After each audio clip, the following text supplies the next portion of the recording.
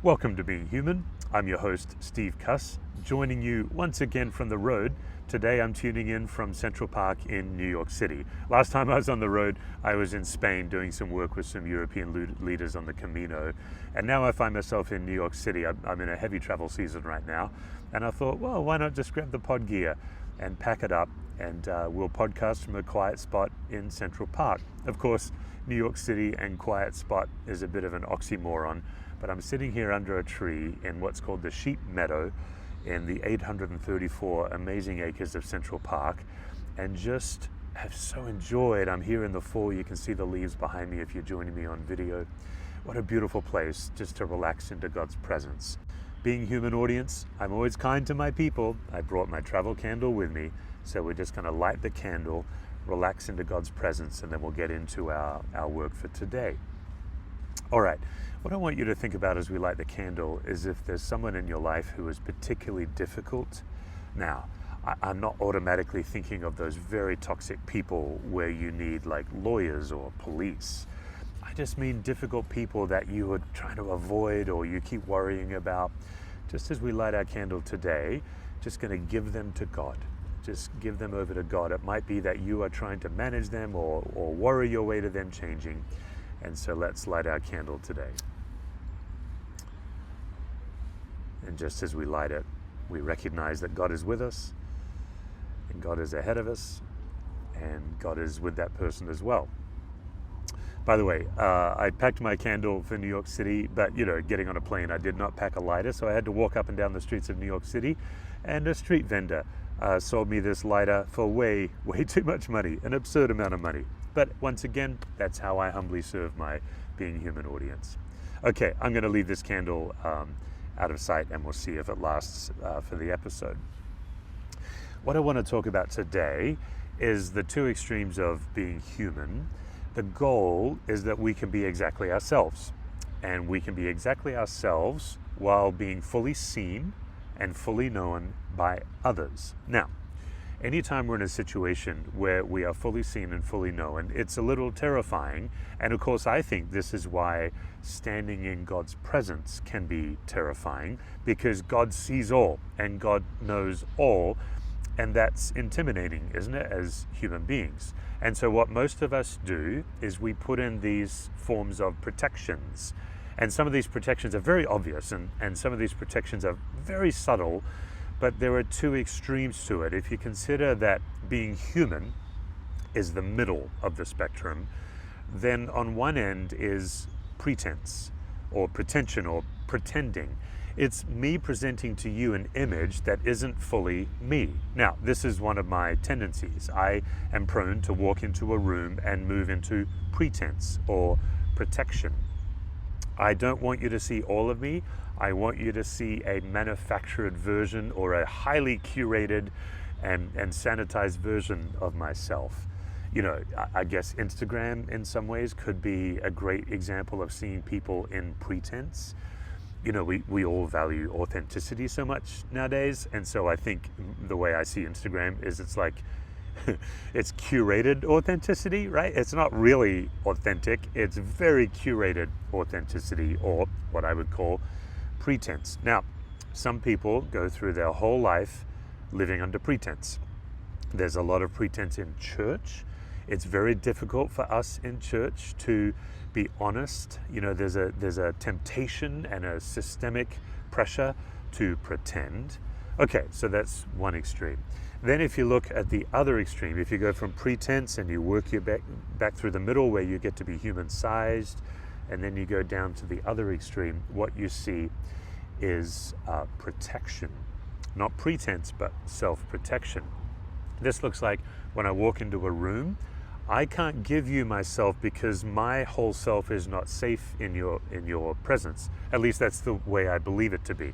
Now, what's interesting about this is that's often actually true, of course. There are people where it's very difficult for us to be fully ourselves in front of. And so we don't go into pretense and giving you a piece of ourselves. We go into protection and keeping back a piece of ourselves. This can look like in a staff meeting where you realize that it's pointless for you to tell what you think. Maybe you only give people 80% of what you think. Sometimes protection can look quite different because, for example, you might be using flattery, right? When you really don't like someone but you flatter them, that can be a form of protection as well. Now, every human goes into pretense and protection, and I blame Genesis 3. If we go back and look at the Garden of Eden, we see that when Adam and Eve had sinned and they were still fully seen and known by God, they went into some form of pretense and protection. They hid and they blamed. Hiding and blaming are kinds of forms of pretense and protection. And we believe, or I believe, that the path to spiritual transformation comes when we can be exactly human-sized. Human-sized, meaning that I can stand in God's presence and God can see everything and know everything about me, and I can have faith that God loves me anyway, that I don't have to pretend with God. And of course I can't pretend with God, but I don't have to try. And I don't have to protect myself from God because, as it turns out, God is my protector. Now this, as you might imagine, is very difficult to do. John reminds us in John 3:19 and 20. John says, this is how we know we belong to the truth and how we set our hearts at rest in God's presence. Even when our heart condemns us, God is greater than our hearts and he knows everything. It's such a powerful passage of scripture where John shows what it is like to be fully exposed and vulnerable and known in God's presence. Our heart condemns us, which is a weird, like I would call that in modern times the inner critic. Our inner critic condemns us. It's a weird form of protection when we get in front of God because it's a vulnerable thing, right? To be fully human in God's presence. Of course, that makes sense. But now think about being in a staff meeting, or think about maybe if you're in a church small group. Let's look at pretense and protection there. It's equally difficult, isn't it? It's very difficult to be fully seen and fully known. And so whether we do it in extreme ways or whether we do it in little ways, we won't grow if we are always in pretense or always in protection. What would it look like if we could expand the number of people and the types of people and the number of situations and the types of situations where we can be exactly ourselves? Of course, no great surprise, Jesus of Nazareth was the preeminent example of this. I'm always blown away when I look at Jesus in front of Pontius Pilate at the end of his life, on trial for his life, and Pilate is letting all these false accusations fly, and Jesus feels no need to prove himself. You might say that Jesus needed nothing from Pilate. He didn't need to be right. He didn't need to be understood. He was secure in his Father's love. He was exactly human-sized. My theory is this is how we grow. Human beings grow and are transformed by Christ when we're human-sized, because we've put our pretense down. We've climbed out of behind the shell of self-protection, and we're vulnerable, we're exposed, and we are seen. And when that happens, we are now able to receive each other and give ourselves to each other. I guess this is what you would call intimacy. This is really what the most intimate relationships do, is they're fully exposed and seen and known and loved. And humans don't do this very much. So a lot of my work is helping people expand the number of situations and expand the number of people they can be human-sized in front of.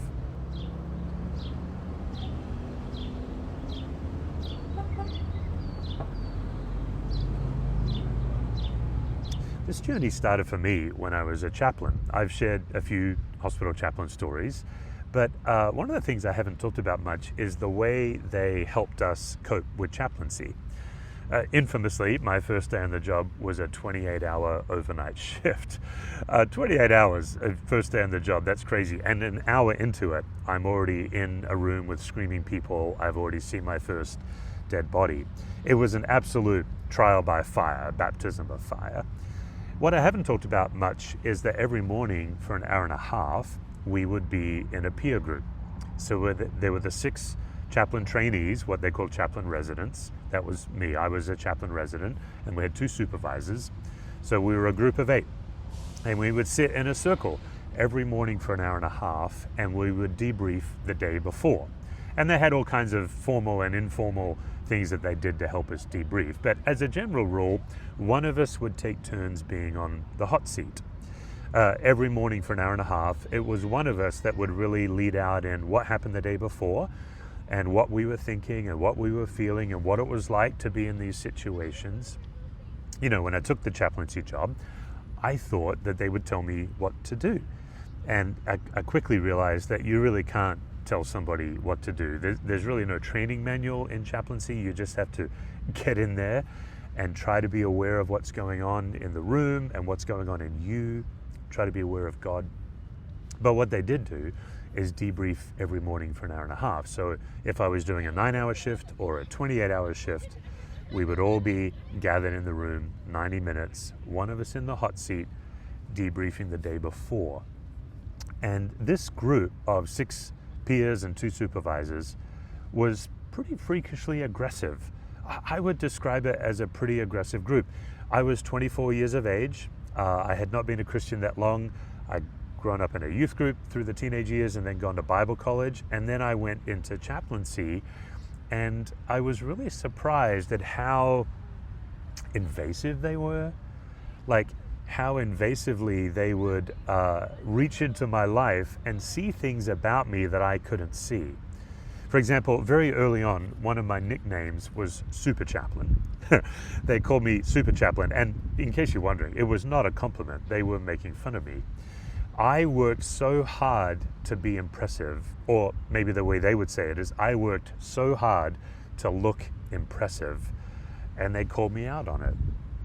And in many ways, this group, it was kind of a group therapy, was the first time in my life that a group of strangers could see things about me, and not just see them about me, but hold them up for me to look at. I think up until that point, for my whole life, I was living out of pretense and protection. I grew up pretty insecure as a kid. I was bullied a lot as a kid. So lots of protection when I was younger. But then as I became an older teenager, I grew, became a big guy, went to Bible college. My insecurity swung wildly from protection to pretense. I mean, just a wild swing. And I went into chaplaincy highly pretentious.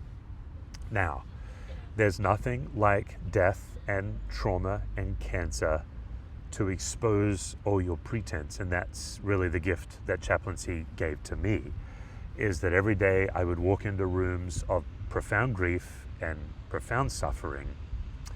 And it's like all my pretentious tools that I thought were the way to navigate life, my ability to quote scripture, my charm, my wit, my sense of humor, all of these things that I'd use to kind of keep the pretense up, that, you know, you can imagine that death and grief and profound suffering, it strips all that away. Not only are those tools not helpful for people in their suffering, but they're highly detrimental to people in their suffering. And yet those were the only tools that I had. And so I found myself quite exposed by the chaplaincy experience of just walking into rooms of death. But what really exposed me was every morning sitting in this circle where my peers and my supervisors would point these things out to me for the first time in my life. I'm sure that others had seen it before. I'm sure there were many ways where I was quite difficult to be around. But no one had aggressively shown them to me in such a way to make me have to deal with them. The chaplain experience was showing me my pretense. And then, of course, when I would go into self-protection, they would show me that as well. I couldn't hide. This is the point. Now, my chaplaincy experience was 52 weeks long. And I'm not proud of this, but for the first 12 weeks, I was really combative. I just really thought, these people are crazy. They are invading something that's none of their business. They're getting into my business. They were finding things about me that I didn't know about myself. What I've come to call blind spot knowledge. Blind spot knowledge is some of the worst, because others see something about you that you don't see in yourself. And when they show it to you, you immediately, having never seen it before, you immediately know it's true. And my first 12 weeks of chaplaincy in this morning group was a lot of blind spot knowledge. I was a pretty unaware guy. I had been living out of pretense, thinking that was my true self for a long time. They were offering me this blind spot knowledge as a gift, but I wasn't receiving it as a gift. To me, it was a threat.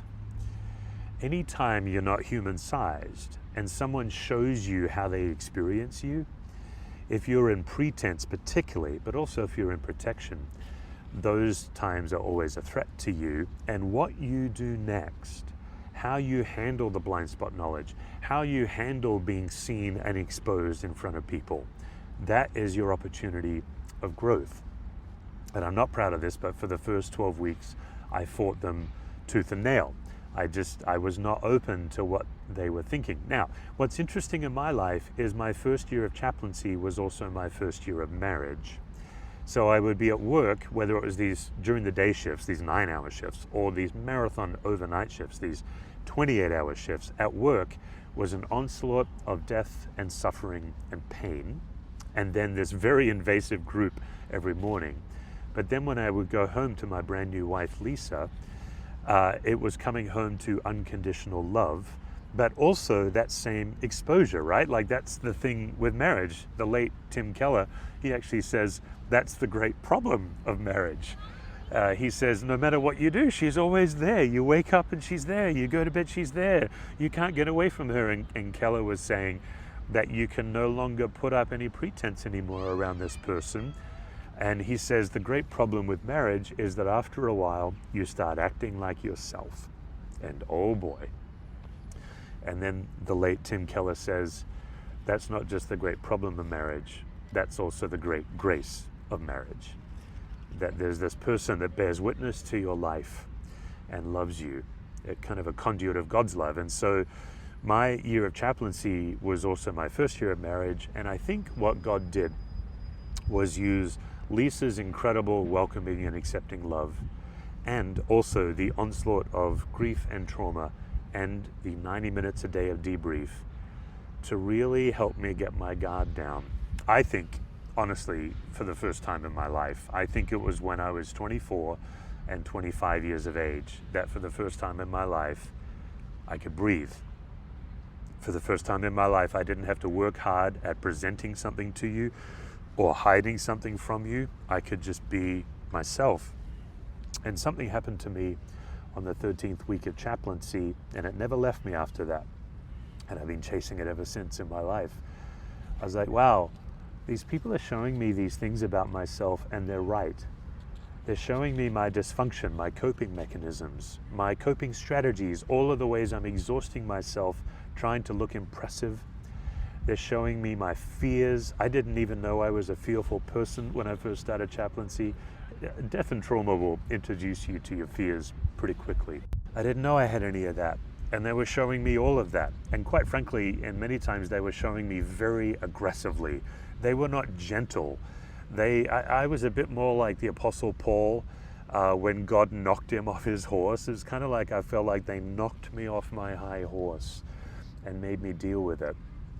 And there was something that happened to me in week 13 when I realized this is not a threat. This is a gift.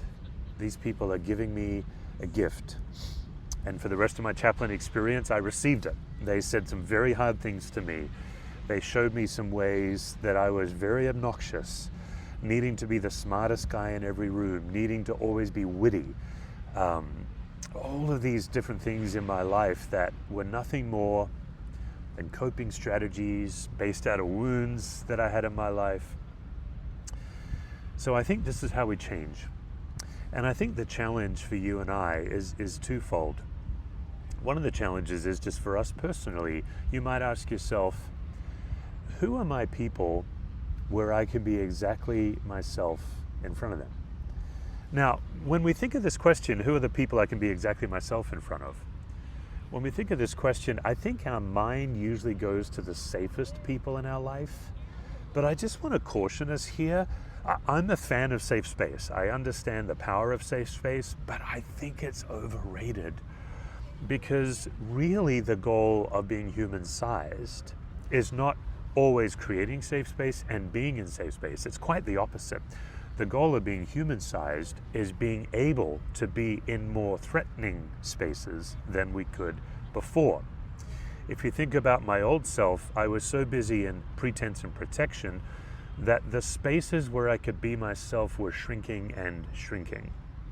But if I discover that I can be human-sized in a more broad amount of spaces, it might be that the very people that God has put in my life that are aggressive toward me, pointing out these things in me, are in fact the gift.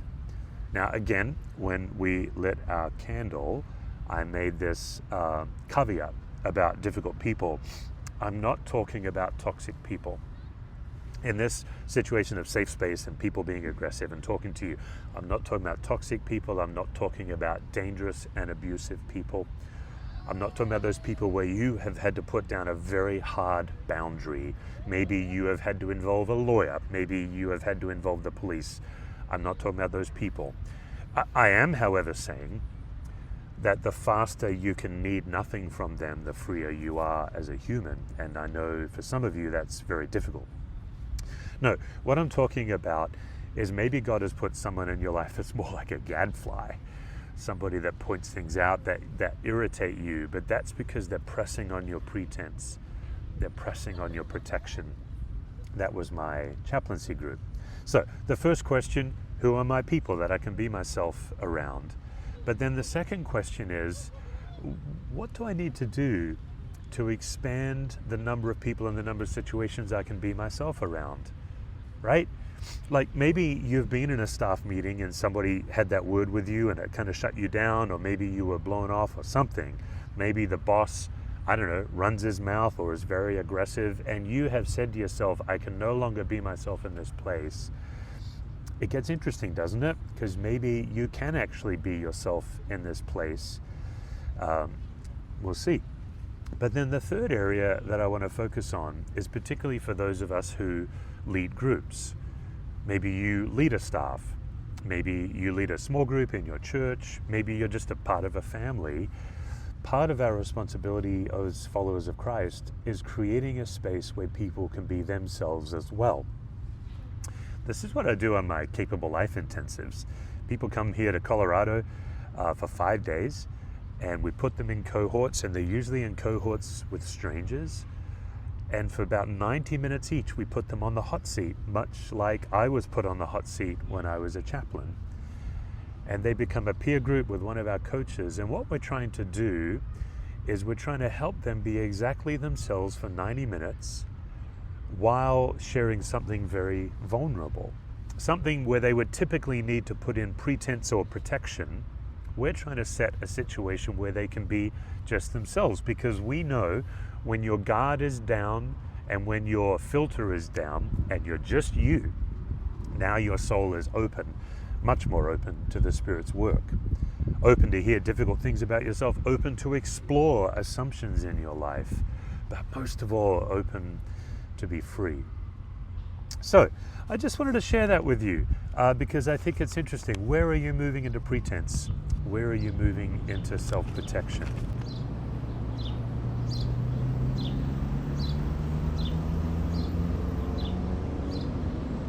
Before we wrap up the episode, if you're going to lead a group in this, there's a couple of important things. The first one is love must be the foundation. A loving culture must be the foundation. Whether people believe it or not, you must set a culture of unconditional love for people to be themselves. That's really what flipped me when I was a chaplain. I realized these people aren't a threat to me. They actually care about me. They care about me so much to tell me the truth, and that helped relax my guard. So that means, particularly in a church culture, you have to be so hyper careful of teachiness, fixing, advice giving. Much of this comes from a good place, but is antithetical to creating a culture of love. What you're really trying to do is create a culture where people can be curious about themselves. They can see from you a warm welcome in your posture. You are not triggered by what they're saying. And of course, one of your most powerful tools for that is curiosity, being curious about them rather than advising them. The second thing is, you need to figure out what the stakes are in your group. This is a theory I'm working on, so I'm not certain on this yet. I'm actually going to be chasing this more next year. I'm going back to school, by the way, to get a doctorate, and this would be one of the things I'm going to chase. What is the purpose of your group? And this will help you decide how aggressive you are going to be in pointing out what's going on with others. If you think back to Chaplaincy, they were really aggressive. Now, why were they really aggressive? Because the stakes were really high. They can't train you. You can't read a book on how to help somebody in grief. They just throw you in. And so they had to put me like on the catalytic speed of self-awareness so I could be a more effective chaplain. I also think about like 12-step groups. If you're in a 12-step community, a recovery community, the stakes are really high of protecting sobriety. Therefore, oftentimes the group can be quite aggressive with each other, speaking bold truth to each other, but still the foundation is love. Now, if you look at maybe your average work environment, if you look at maybe your average church small group, the stakes aren't that high. The stakes aren't as high. So therefore, we recommend that you don't aggressively point things out, rather that after that same foundation of love, you create a culture where people can disclose on their own terms. So we actually teach two different ways. One is when you're like shining a light on somebody, but the other one is where you're just creating a culture where somebody can then bring forth what they want to work on. So, for example, in the intensives that I host in Colorado, that's the second one. We don't need, the stakes are not high enough. We don't need to pull something out of you. We don't need to point something out difficult. What we do is create that loving environment where you can safely explore. You can dig in and rummage around and do that yourself. Okay, so that's our episode this week. Being human in the middle, trying to expand the situations and the people we can be human around. And then one extreme being pretense, the other extreme being protection.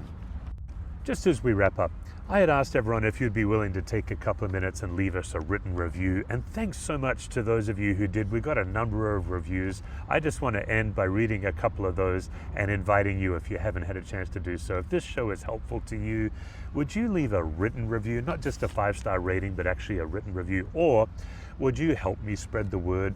Maybe this episode particularly could help a small group leader or a team leader that you know. Would you send it to them? That would really help us spread the word as well.